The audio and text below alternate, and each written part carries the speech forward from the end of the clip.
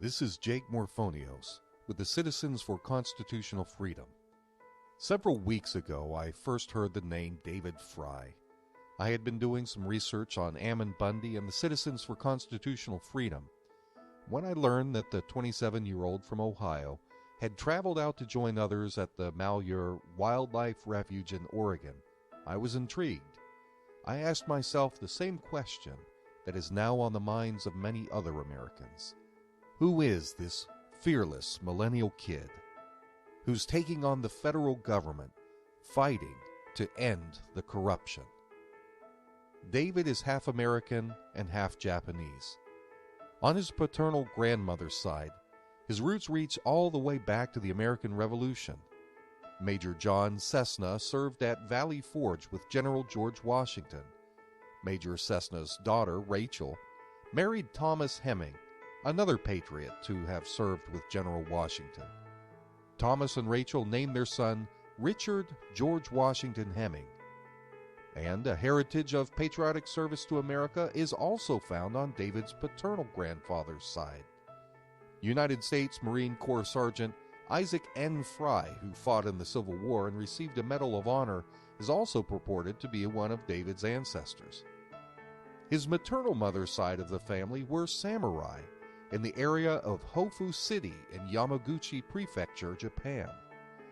Bush Sadamitsu was the last of the samurai in his mother's family lineage, once the samurai class was eliminated during the Meiji Restoration period.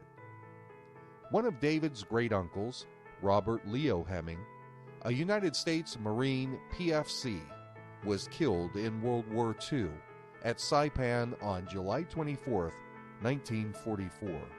David is surrounded by noble men who have done their duty to the United States of America, including his grandfather, a retired Marine major, his uncle, a retired Marine gunnery sergeant, and his father, a retired Marine gunnery sergeant, and his brother, a Marine staff sergeant, presently serving on active duty following his recent return from duty in Iraq.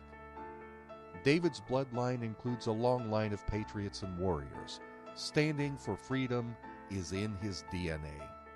This heritage leaves him little choice but to fight for what is right. His name was chosen by his father as both a biblical and American heroic namesake. While David of the Bible fought the dreaded Goliath, David Frye fights against a Goliath of his own, the federal government. Fortunately, David's presence at the wildlife refuge did not end as Davy Crockett's did at the Alamo. Instead, David was able to walk out bravely, with his head held high, knowing that he was the last man standing against the federal government at the refuge. As David prepared himself to depart and fearlessly submit himself to federal agents, he wondered aloud why more Americans, who see the great problems facing our country, are not taking a principled stand against tyranny. With the grip of the federal government continuing to tighten around the throats of American citizens, I can't help but echo David's query. America, where are you? And when are you going to take a stand?